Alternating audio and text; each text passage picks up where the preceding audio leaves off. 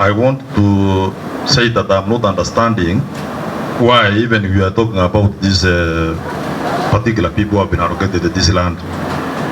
From the registrar himself, he has said, if you have been allocated land, the purpose of allotment is for you to do some development. Is it right? That's what you say. Then, these people are saying, and every sentence, kila mahali, naona watu wanasema wanataka kupewa shamba, they are talking about right industry, stroke Jua Kali. That's all what they are saying. But you can see when we went there is nothing like that. This is a very clear indication that you watu wanataka kuibia hii watu ya Jua Kali hii shamba. By just writing anything like when wanaandika unasema iko perimeter wall, you can see there is no perimeter there. And then if, for example, you have not developed this land for a certain period, then the land is supposed to go back to whoever, either to the government or whatever people are the owners. The owners of this land, as at 2000, could have been the government of Nakuru. That's why my friend there is not able to explain us, because 2000 National Land Commission was in place. That's why they wrote this letter purporting to allocate this chamber to these people, to these other people from Kimigori, whatever. These are the people who are purporting to have the land at sababu wanataka kuweka Jua Kali, and that's what they said. They left Jua Kali wakaweka right industries, which are not there. By virtue of this one alone, as the land registrar said here, the chief land registrar, then this land does not belong to them, because what the purpose of what they wrote, waliandika kwa sababu wanataka waweke right industries, and the time by now wajaweka, it means the land does not belong to them. I don't know whether I'm right. You will tell me. Then if you look at from 2016, that's the time watu walianza kuapply wapewe shamba. From 2016, 2017, 2018, 2019, that is almost 4 years. That's the time walikuja kuenda kwa National Land Commission, mtu akaenda kuandikia kusema umepewa land. They applied this land in 2016, 2017, 20 all that time. Yeah, what I think we should do to come to the conclusion of this, my take is, we can never get the truth of this unless we get all of these people to appear before it. These people that are alive, if they are dead, then we can live about. Kama wajakufa wakuja watueleza watuambie hii mabarua, these are backdated letters. Hao ni watu walienda wakabackdate mabarua so that ndio waenda kupata hiyo, because one, even the reply ile nimeona hapa, all what you have attached here, you are only attaching documents which are touching on the second applicant, the second ROT. All the documents you have attached here. Why are you attaching documents only which are dealing with the second ROT who have stolen this land, and leaving aside the first ROT who are Jua Kali, who were given this land in 1985? So, go to your records, Bwana Chief Registrar. Get us the documents which was given, because they are also agreeing. There is a place here that say, if annex one, where they are saying, tusome hapa unasema nini ba? Who was given the land?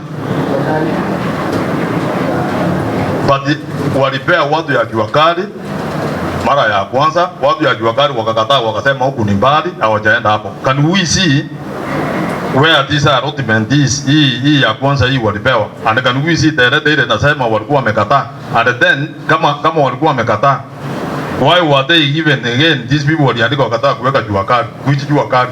You know, those are some of the things I wanted to we are seeing what is between the lines, and Honorable Rama, you have done your best. This matter is now before the committee, and you don't need to overemphasize, because we have seen even from the presentation done by the Chief Land Registrar. Again, I'll call him, I'll invite him, but I want to open to the other members of the committee for their comments, and then I see whether we can also call in the county government at some stage so that they can shed some light. The truth, and that's what we are seeing, is that the initial allottees are the Jua Kalis. That is the bottom line. There is no question about that.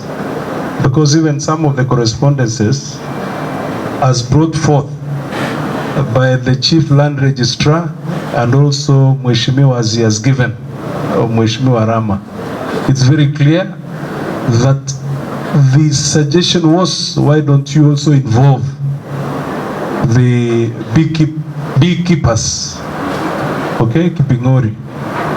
That's the spirit of this communication, and that's what we are trying to say. So I just want to invite the honorable members so that it doesn't become my meeting alone, so that they can also do, they can give their comments. Honorable Joseph, I'll start with you.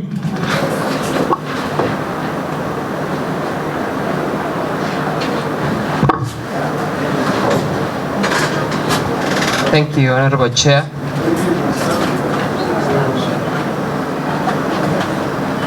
Okay, thank you, Chair. I think, is it that loud? I can. Thank you, Honorable Chair. I also want to thank Honorable Arama for bringing up this case so that we can get the people who are actually the real owners get justice. Now, as per the allotment, once you get an allotment later, you have to give reply within 30 days. That actually is clear, Honorable Chair, that in this allotment and acceptance letter, there is a long variation of time of close to 16 years. So there is question in that. Number two, Chair, as we ponder on this issue, I have seen the letter at Annexure 2, which is dated 21st November 1997. Under the response, on the last line of the last paragraph, together with the application by the Jua Kali Association Nakuru branch. So my question again would be, do we have an existing association of the similar name? Probably there is an association of the similar name, Jua Kali Association Nakuru branch. So basically, as we go through these investigations, could there be an association of the similar, having a similar name?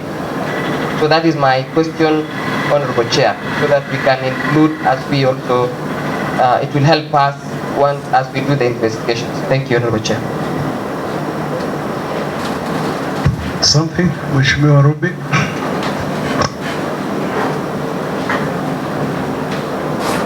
Asante Chairman. Welcome on.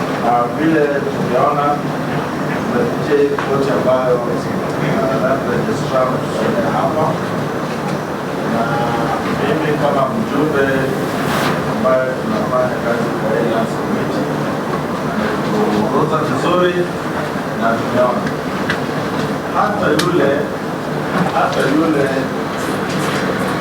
mtu ambaye haelewi, lakini ukiangalia haya makaratasi vizuri unaona fulani umetendeka hapa, kwa sababu ukiangalia matarehe na uangalie wakati hii makaratasi imefanywa, uone vile mambo yameenda, kwa sababu ukisoma kama tarehe ambayo inaonyesha kuwa hii kikundi kilipatiwa hizi cheti, alafu uone hata ile rent ambayo wanaambiwa watakuwa nalipa shilingi 72 kwa mwaka 2000, kuna mahali unaona kuna utatizi hivi, hakuna mahali inaonekana. Kwa ufupi, mimi naweza nikasema kufuatana na land registry vile amesema, cha msingi inaonyesha kuwa hili shamba lote ni la Jua Kali, na ni la municipality.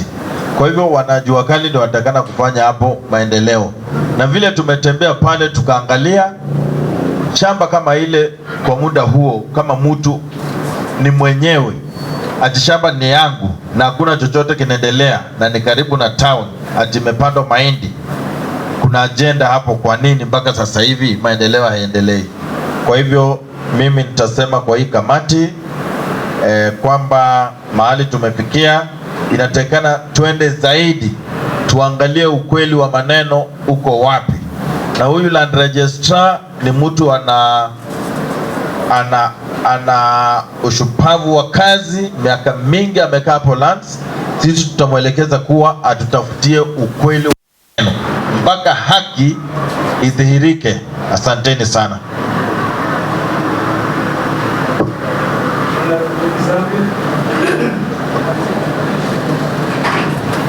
Thank you, Chair.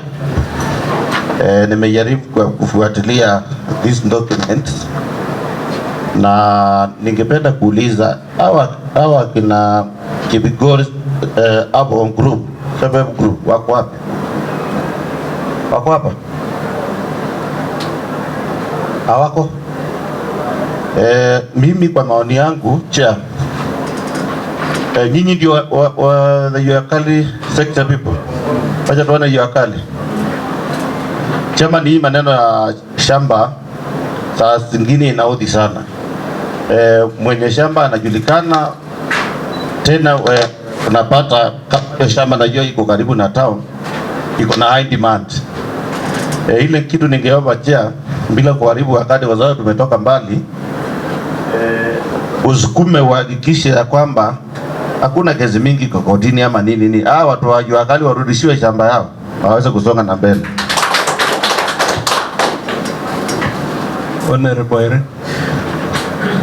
Thank you, Chair. I want to thank Honorable Arama for bringing out this matter, because I think when we go for meetings, he has been highlighting this issue over and over again. To some point, I was asking myself, Arama, this is something that is actually close to his heart.